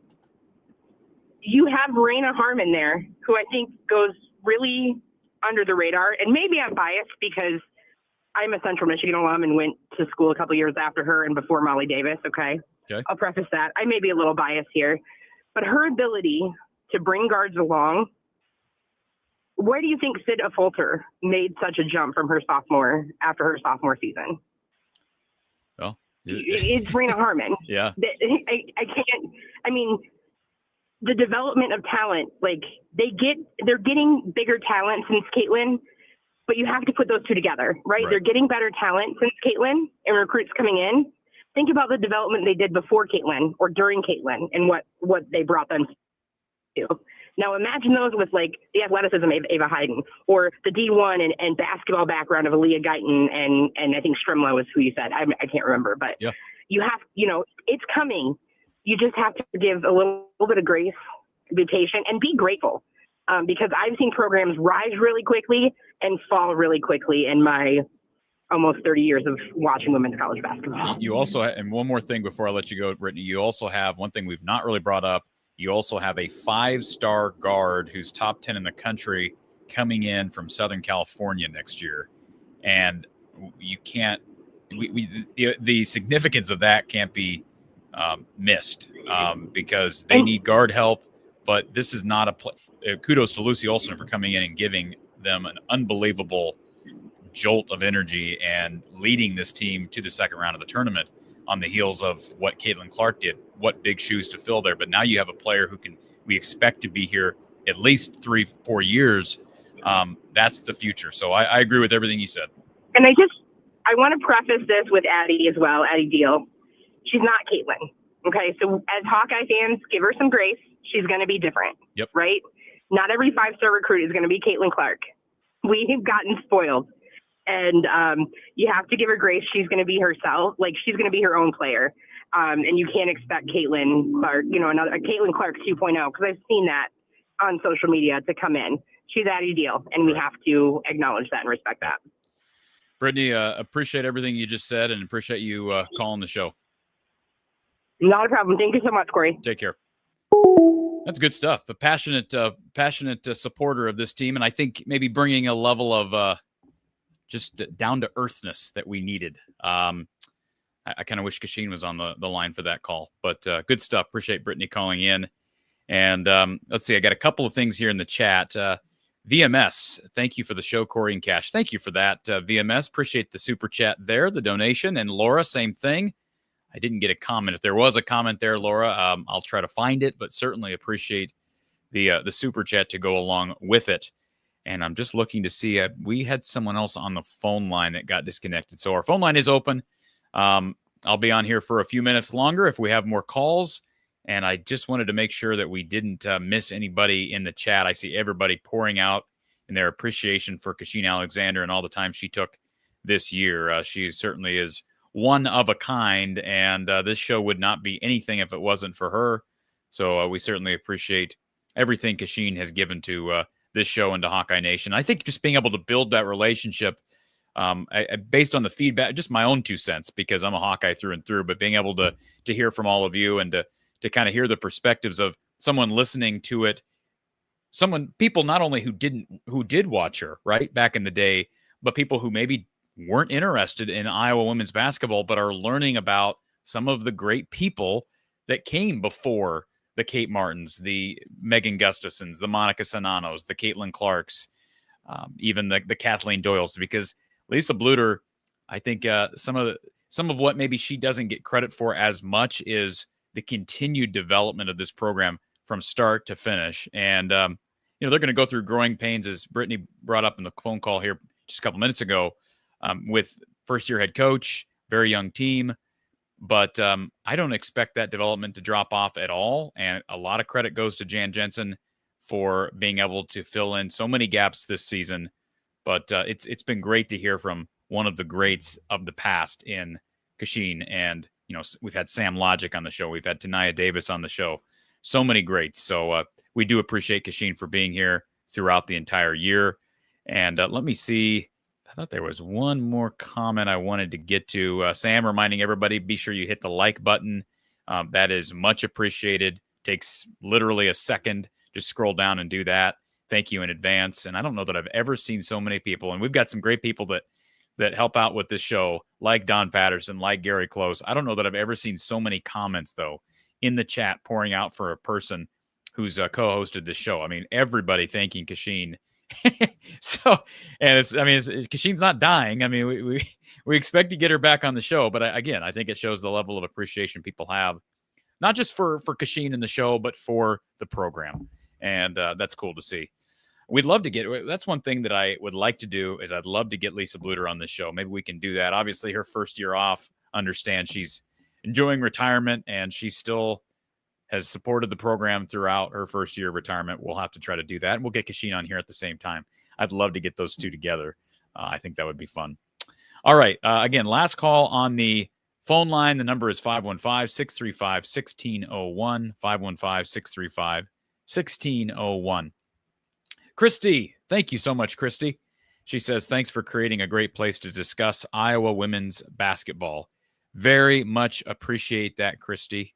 And again, it would be nothing without you and without our sponsors and without people like Kachine Alexander. So thank you so much for that super chat donation. Paul Duffy over on Venmo. Thank you for the post-game shows, says Paul. Thank you for the donation, the support, Paul. Very much appreciate that. If you're interested in supporting the show by Cash App, PayPal, Venmo, you can do so in the description. There are links to all of our accounts, donation links, and you can also donate by credit card. If you're old school, and there's plenty of old school people out there, I didn't give in to some of these apps and websites until I had to.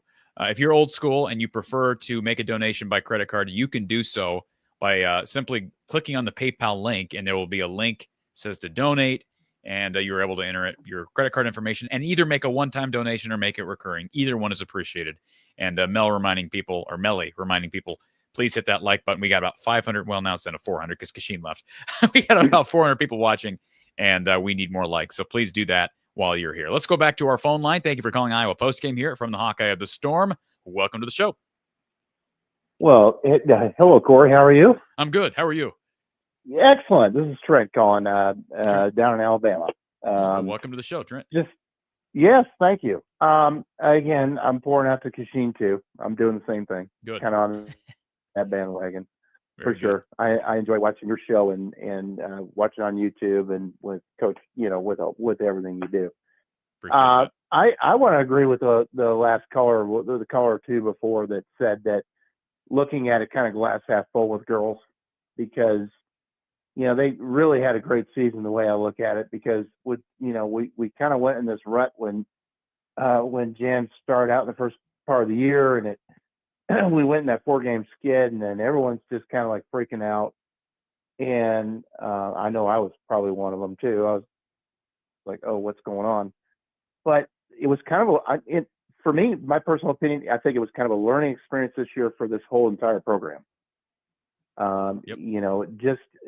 To let Jan kind of learn the role first off, and then on top of that, kind of get a little bit of a backbone in her, get a little tougher, and I know Kachine had said that, I think a few times back, where she said, well, Jan was always the nice one, or the one that controlled the chaos, or whatever that was, whatever that was. Well, now she's the head one, and now, well, she had to learn a whole new role. And I think she learned this and developed through the season. And I think this whole team learned through it as well. So I honestly think they're in a great spot. I'm proud of them. They ran into a buzzsaw today. Fine. I think this is just only going to get better. Jan's going to get better as a head coach. And I think it's up and up. I really do. I think there's a lot of more positives than, today was a loss. Yes, I know it was disappointing and it sucks. But in the end, I think even with that loss, Jan's going to learn from this. She's going to learn how to even, figure out different things and getting different players in there and that. I honestly think they're fine. She's going to learn from this, and you also got 3 freshmen that played that will learn from this. And absolutely, absolutely, this is something that, they also added 2 assistant coaches in the offseason that hadn't been through this experience. That's positive. That's, that lends itself to growth. This comment in the chat from ZRTY, I'm assuming that this is tongue-in-cheek because what a stupid comment, with all due respect. Guyton wouldn't start on an Iowa high school basketball team. Yeah, that's why she had offers from, I don't know how many Power 4 schools. It was all because her dad paid Iowa to play her.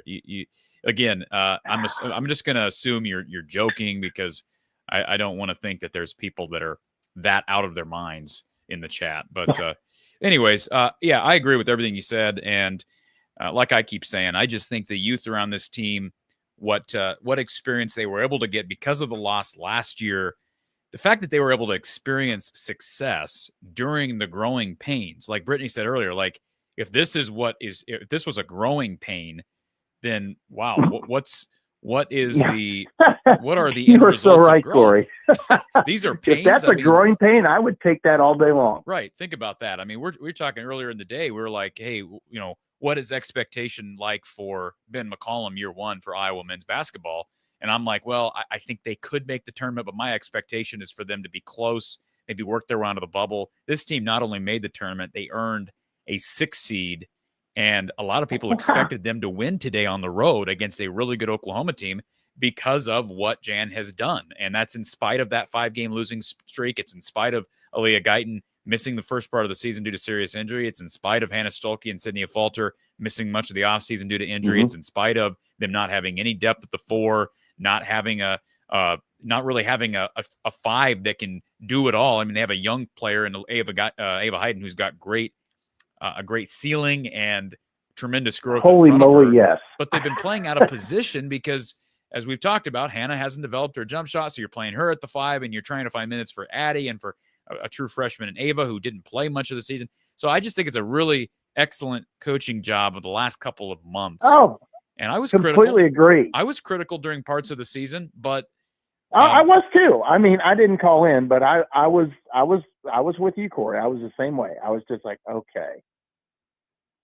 And then, it was just kind of like, okay, then I kind of thought about it. It's like, well, she's put into this role now. Assistant's being an assistant. I get it. But then you're put on the hot seat and you're the main person. That's a whole different deal. And that's a whole different learning experience, I think. Yep. And you're now the one that has to make all the calls. You're the one in charge. You're the one that's going to take the heat and also get the flowers. And so I think she learned through the season. That's what I'm saying. And I think she's only going to get better. That's kind of what I think. And also on the flip side with Ben McCollum, let's have some patience with him too. I think this was a huge get. Yep. And so yeah, if he decides to play slower, so be it. I don't care. Let him come into this program. I want him long term. I don't want him being there for a year or two and then going somewhere else. You know what I'm saying? Yeah. I want Ben McCollum there for a long time. I think, I think he's really going to turn this men's program around as well. Well, they got a couple of think about this. That's 2 higher now. Obviously, women's basketball, totally different situation, but you have 2 higher head coaching hires for the 2 basketball programs in 2 years' time, and actually less than a year's time if you kind of do the math there, because a year ago at this time, Lisa Bluter was the head coach of Iowa women's basketball. So right.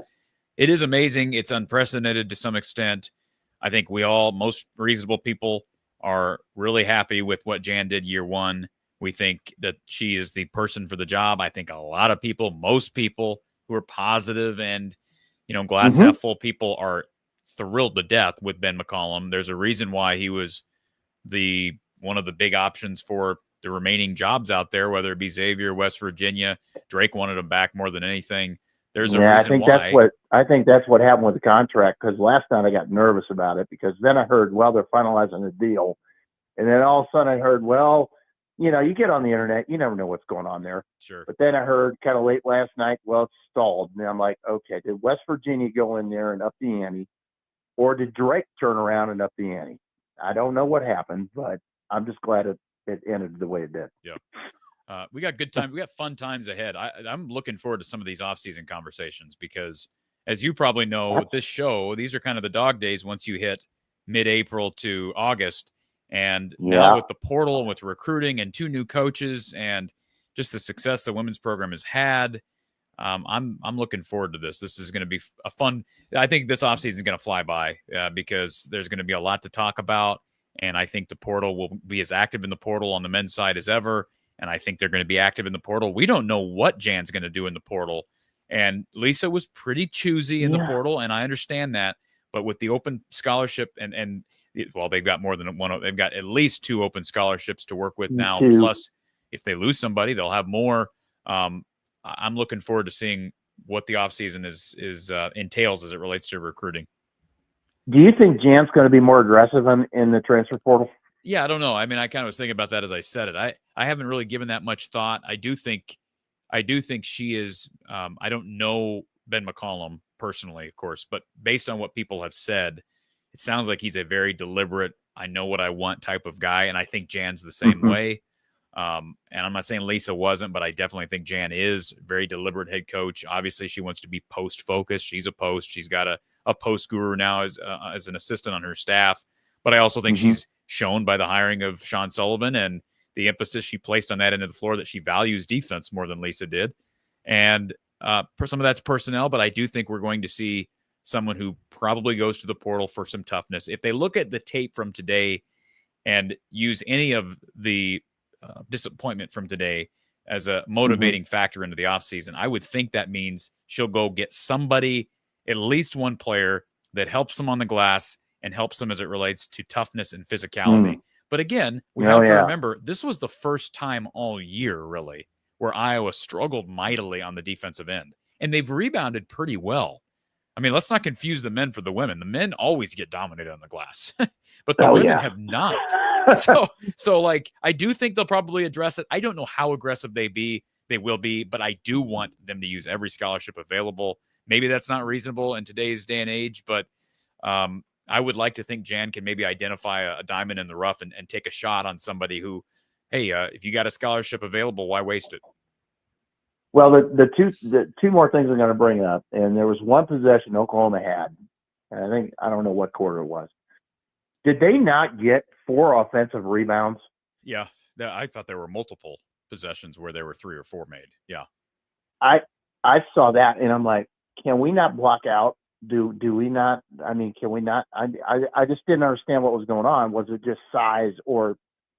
I could not figure that out. It was maybe just an off game where they laid an egg. But well, again, Oklahoma. That was the frustrating part for me. I was like stomping the floor. It's like, get the ball. Yeah, but again, I mean, we have to realize Oklahoma is second in the country in rebounding margin. So I can see why now. Yeah, I mean, they're really, maybe we didn't talk about that enough, but they are elite in that category. Iowa's good in that category, not elite. And they've been elite in that category in large part because of Sydney Afalter, and she did not play well today. Now, part of that's Oklahoma, but if you have Sid off, you're going to really hurt on the glass against anybody, especially number 2 in the country in that category. Man, that was the one thing that really stood out to me was just the offensive rebounds or the rebounding stats. Like they dominated us. So I get it where you're thinking, yeah, we got to get better on the glass. We got to be able to block those guys out, those girls out and get the ball. The last thing I'm going to say, I did watch the 2 games with our new men's coach, watching it with Drake because I did, to be honest, I knew about him, but I hadn't watched him. The one thing I'm going to say about him that I love is his fire, his intensity. He is like, I love his care for the game. We had, because I remember we were talking, a lot of people were talking about Fran, and Fran just kind of like, I don't know what you were talking about medically, whatever. Just like he almost, in my opinion, if it's medical reasons or whatever the deal was with Fran, I don't want to get into that, but there was no intensity. This guy's bringing it. Yeah. This guy is like all over it. And I mean, I just loved what I saw. And man, I'm excited. That's all I'm going to say about it. But I'm excited about our new coach. And And they're going to defend. But we got to give him patience now. He can, this could be, I don't know if you can turn it into a 31-win season in a year. I'm not going to go with that. But you can rebuild programs faster now than ever. It's going to be a bit of a challenge because of the lack of NIL support. But with what I think he's going to bring over from Drake, pair that with what I'm sure he's going to try to do in the portal, he can build this into a competitive team in one off season, and they are going to play defense. So think about this. Yes. Think about this. Year one under Jan. What did Jan do? She improved the defense, and it made them competitive right away. Now, granted, they didn't lose everybody, but they lost a lot, and they lost their head coach. But they defended, and they focused in on that side of the floor with Sean Sullivan. I believe Ben McCollum will do the same thing. And I think regardless of in the past, we've talked about, they don't have enough athletes. Well, you don't have to have great athletes to defend. It helps, but you don't have to have great athletes. Look at Wisconsin. They've had plenty of years where, they've had subpar athleticism, and they still defended under Bo Ryan. So my point is, if this guy's going to bring defense, he's going to bring guard play. And I'm excited to see, I'm assuming Bennett Sturtz transfers, because that's been the report here early. He is going to lead the charge, and I'm excited to see what he can do. He's considered an NBA prospect. He's on some draft boards. Yeah, that kid's amazing. I'm excited. I don't know. Is that official yet? Is he coming to Iowa? I don't even know that he's officially entered the portal. So, no, it's not official yet as far as I'm aware. Okay. And then what about the Banks kid? I've not heard anything on him. I heard something on two of the Sturtz and one other guy. Is it Isaiah Johnson earlier? But nothing yet on anybody else, including Tavion Banks. Okay. Yeah. I'm just excited. I mean, today when I heard that, I was at work when the news broke and when it was official, and I was just I watched your show earlier and I was at work, so yeah, don't tell my work that I was doing that, but I was streaming it on the phone. And I actually killed my phone. It went off. You still there? Yeah, you cut off for a second. Go ahead. Oh, okay. Yeah. So I was watching that and was really excited about that hire, but it's still a great day for Iowa. Granted, we lost today, but what a wonderful day. And I look forward to the future, and I'm excited about it. So with that, I'm going to let you go. Appreciate the call, sir.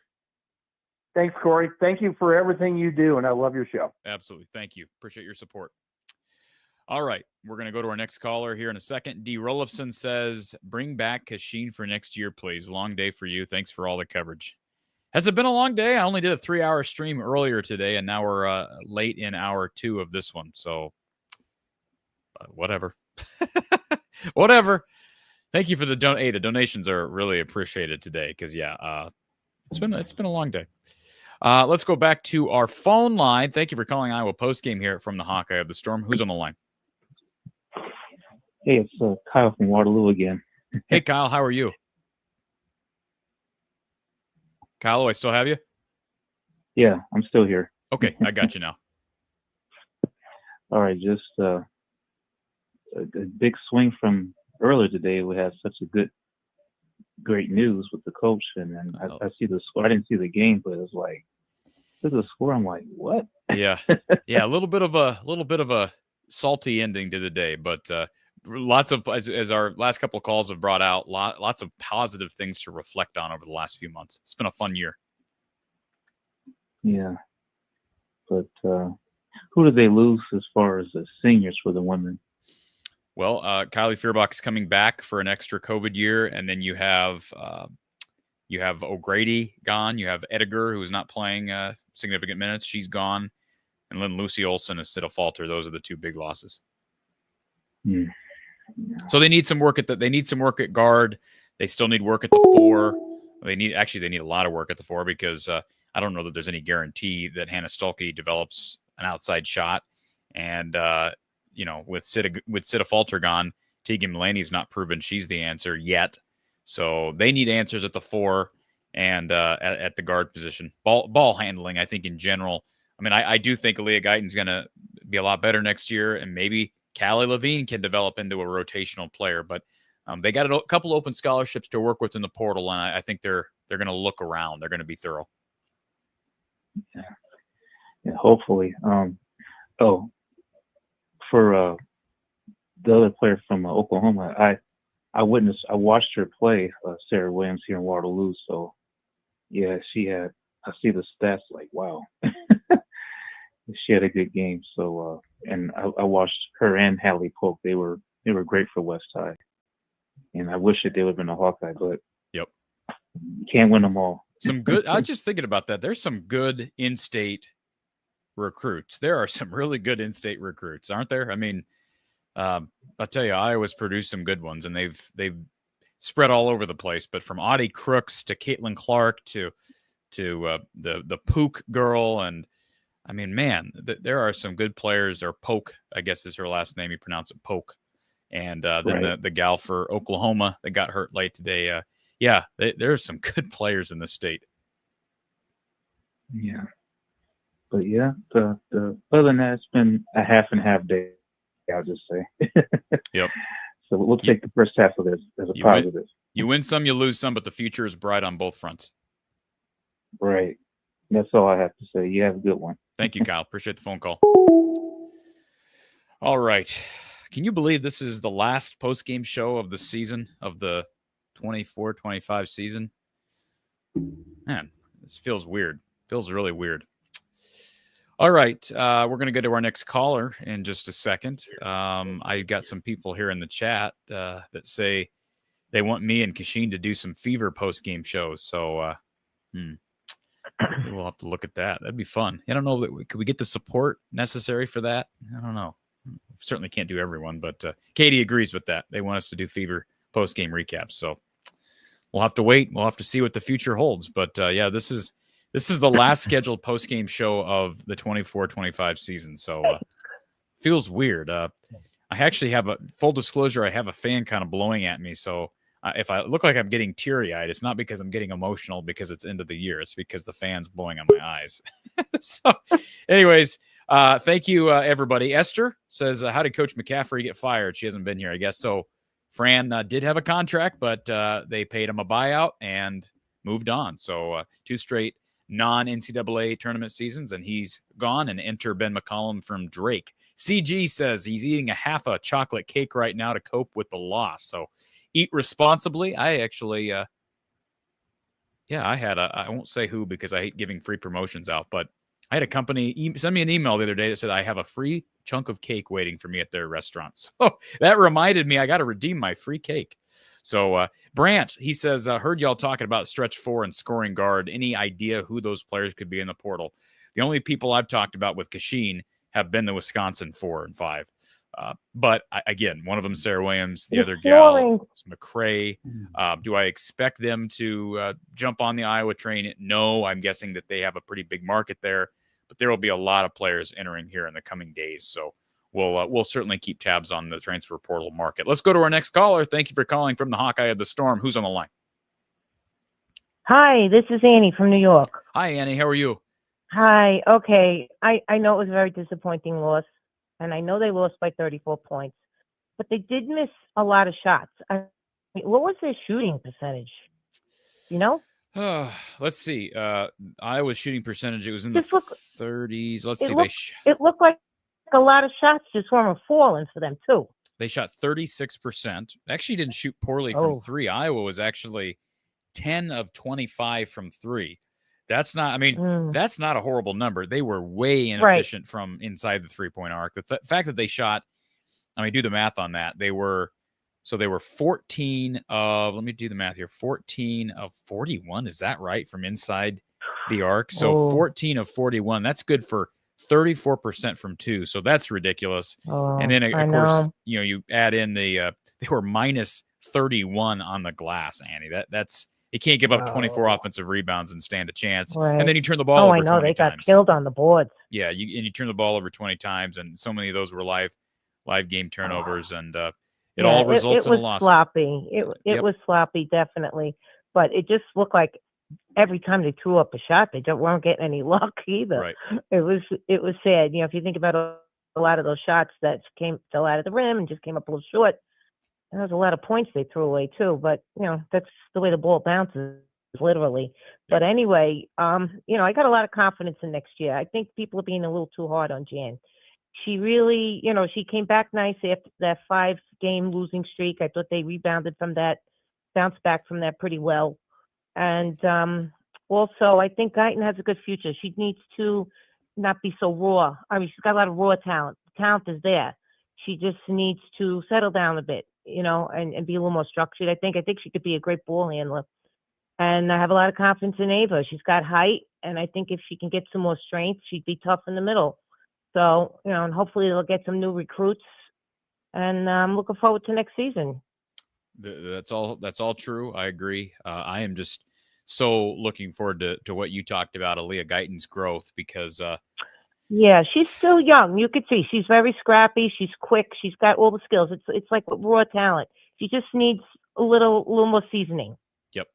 Yeah, I agree with all that. And she's flashed. Yeah. She's already flashed, and she's still really young. So right. She's going to get a good off season, a healthy off season with her dad, maybe even her mom. And sure. He's lucky. It's to have year 2 after. Well, really, first full year after a serious knee injury, the growth there could be monumental. Right. And, that's a tough injury to come back from. That takes time. Yep. So, she has time ahead of her now and looking over to next year.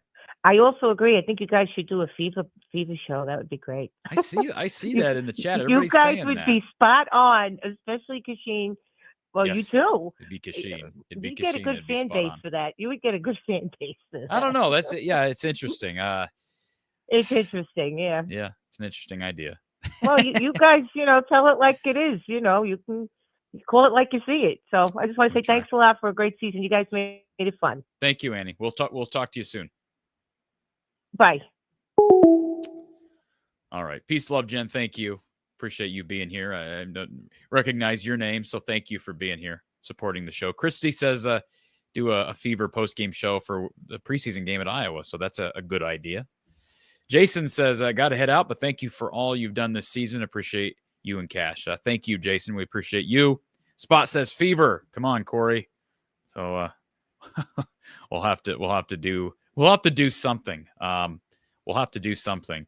And so again, thank you, Katie. Thank you, Peace, Love, Jen. Do appreciate the kindness.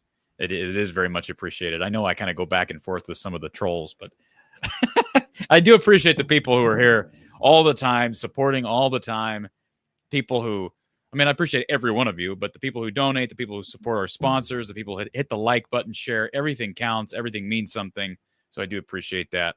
And as I threw up on the screen here a few minutes ago, if you're interested in supporting the show, this is the final post-game show of the season, of the 24-25 season. So if you feel inclined to donate as kind of a farewell to the 24-25 season loop, you can do that. Venmo, Cash App, PayPal, I've been talking about those, and they are the best ways to donate. Let's just say that. They're the best ways to donate. But our super chatters are appreciated as well. Let's go back to our phone line. We still got people calling. We got Tom here. Tom, welcome to the show. Corey. Hi, Tom.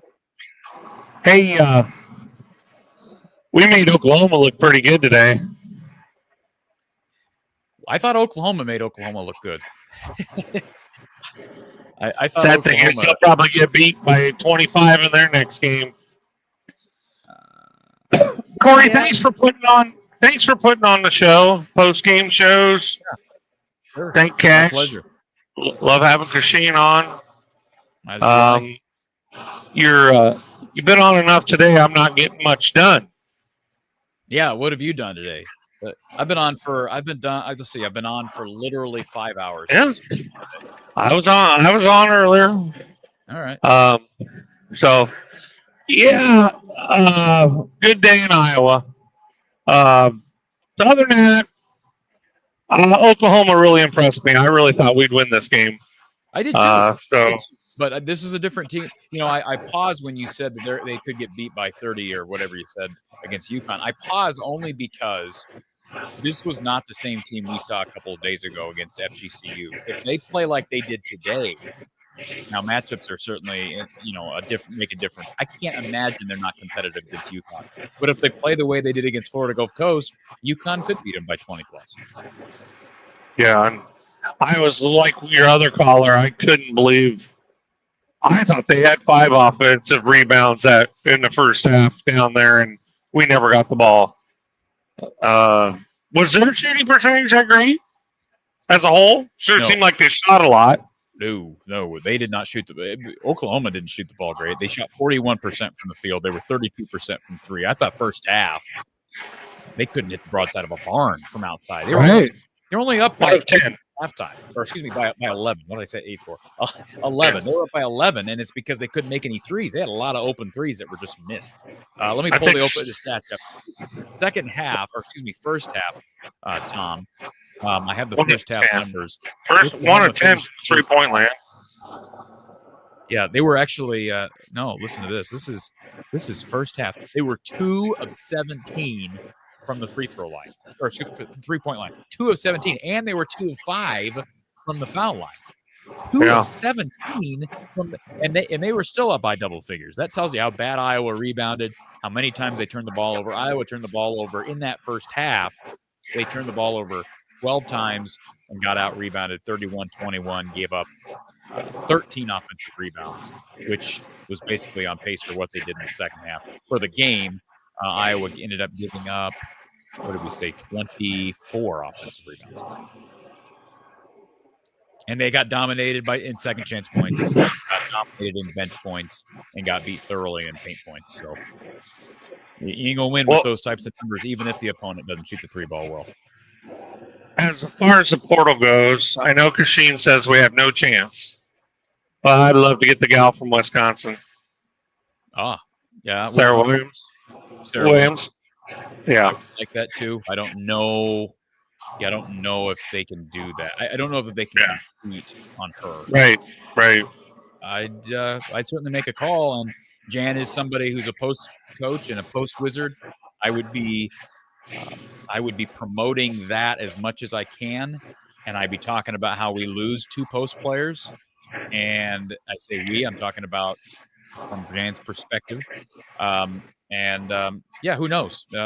Maybe you get McCray, her teammate. Both of them are in the portal, and I don't believe either one have committed anywhere yet. I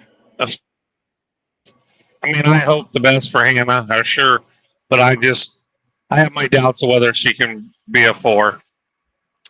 Yeah, I don't know. Play a 4. I'm not sure about it at all. I think that's a lot of development. You're asking for a bit.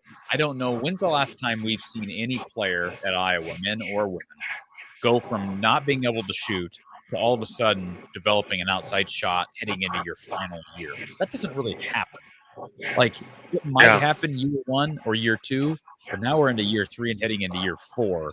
That's pretty late. If you can't shoot by now, I have some concerns there. As far as Corey, when was the last time we didn't have nothing to watch after the first weekend? It's been a couple of years. That's a great point. Technically, this is Monday, but it's a sad day. It's a sad day from that perspective. Yeah, even the clones didn't make it to the Sweet 16, but men. Well, I was sort of about that for a while, and then I just decided I didn't care. By the way, Tragus44 says, thanks for all you do, Corey and Kachine, with the super chat. Thank you, Tragus. And also, Katie wants to know about McCray from Wisconsin. So she is a 4, maybe. Again, I don't know that they can compete NIL-wise with people that probably have been in on her, but she would be more likely, I think, than Sarah Williams just because of her position. And Tom, I'm going to be following the men's tournament more than the women's. I'll admit that right now. I have a really, really good bracket. My bracket is, I think I'm ahead of like 99% of the population, what ESPN said. So I'm happy about that. I wish Iowa was in the bracket. I still have all of my Final Four teams playing. I have like 6 of my Elite 8 teams playing. As it relates to other sports, I'll be more interested in the Indiana Fever this year than ever before. I will still continue to follow Luka Doncic for the Lakers. And so I wish Tiger were playing. That's my other joy in the summer is watching him tee it up. But I think there's going to be a lot to talk about in the offseason with Iowa women's basketball and Iowa men's basketball. So if people are going to miss the show, I mean, I'm still going to be here. It's going to be different not doing the post-game show, but it's unprecedented. The last couple of years we've had shows into April, so is what it is. Are you going to do a recording or something tomorrow after the coaches hire press conference? Well, I'm going to be there for that. So I'm gonna make the trek there. There will be some coverage, although I don't know what that will look like. I will not. It probably won't be till either later or it'll be the next day. Next day. Okay. Yeah, I'd like to get it better. I just can't, but I will be there. So we'll get to talk to Ben and would love to get him on the show. I see Chev Yoda saying, hey, bring McCollum on the show. That'd be phenomenal. I'll make every effort to make that happen. But it's not – I'll tell you what, I'll give Fran credit for something. It was really nice having him available, and he did make himself available more than some head coaches. So I hope Ben's the same way. Yeah, this is going to be a fun few weeks, I think. Corey, I just hope you stick up for Ben just as good as you stuck up for Fran all them years. I didn't stick up for Fran all these years. What are you talking about? Are you trying to get me upset? I remember calling in after they got beat by Richmond. Well, and they the Big Ten tournament. They had just won the Big Ten tournament. Yeah, I've been thinking about that for a week now. Me calling in after they got beat after Richmond. You're kind of hard on me. I was hard on you. Yeah. Well, somebody thought I was crazy. You know what? Cool story. I think I can say this because it was a long time ago. Somebody called in that day, and we had Matt Gatens on the show that day. Yep. But somebody called in that day and ripped on Fran McCaffrey live on the air, and I cut him off, and I got ripped for it. And I had a conversation with this caller later, and the caller basically said, hey, I apologize. I was emotional. I got ahead of myself.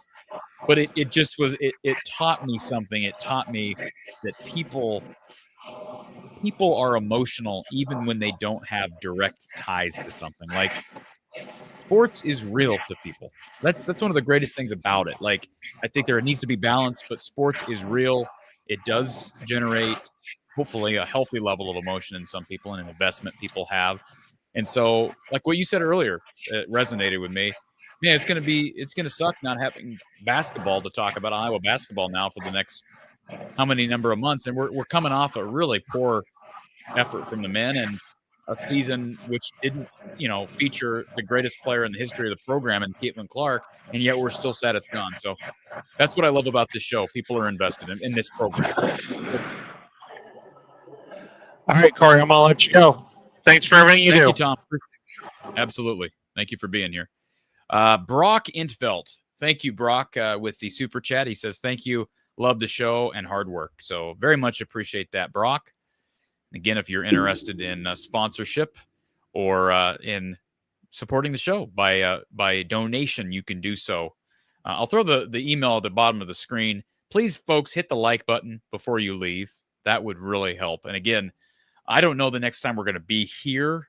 So if you are wanting to keep up with me and kind of know what's going on, I share updates, news updates, recruiting updates as I get them. I'm not some recruiting insider, but as it relates to the big storylines, you can follow me. And I, of course, keep everybody updated on when I'm going live and new content, etc. You can follow me over on X @FromTheHawkeye on X and on Instagram. We're trying to build both of those platforms out. So please, if you do anything, please follow me on the X and Instagram platforms. You can also follow the page on Facebook. Just search From the Hawkeye of the Storm. Those are linked to in our description of this video, every one of our videos. So please do that. Again, the Iowa women falling down in Norman, Oklahoma. Final score 96-62. Disappointing second-round performance, but what a season it was. A lot of sad Hawkeye fans because of how much they've grown to love this program. Again, thank you for everybody, to everybody, especially Kachine. It's been a pleasure, always a joy to talk with her. She's she's a great person and a great advocate for this program and for the sport. So we appreciate her time all year long, and we appreciate all of you for being here through football postgame, through men's basketball postgame. So to Don Patterson, to Gary Close, as we wrap up the 24-25 cycle, thank you to everybody for support and for watching. I'm Corey Brada from the Hawkeye of the Storm. Stay tuned because we won't stop with off-season coverage. And Bobby, answer your question. If you are a subscriber, where do you find your insider info? Bobby, we have a community page on YouTube. So like the Ben McCollum News, it's not like I'm dropping tons of insider info over there, Bobby. But when I get any insider info like I did Saturday, I threw it up on the community page. So if you are a premium subscriber, and it's not very, I think it's like $4.99 a month, maybe. You can hit the join button to find information on that. But click on the community page, Bobby, and you can find those updates as well. Thank you to everybody, folks. I will be back with you talking talking Iowa sports here over the coming days, coming weeks, and coming months. Have a great evening, folks. Keep your heads up. The future is bright in Hawkeyeville, especially on the hardwood. And we'll talk to you soon.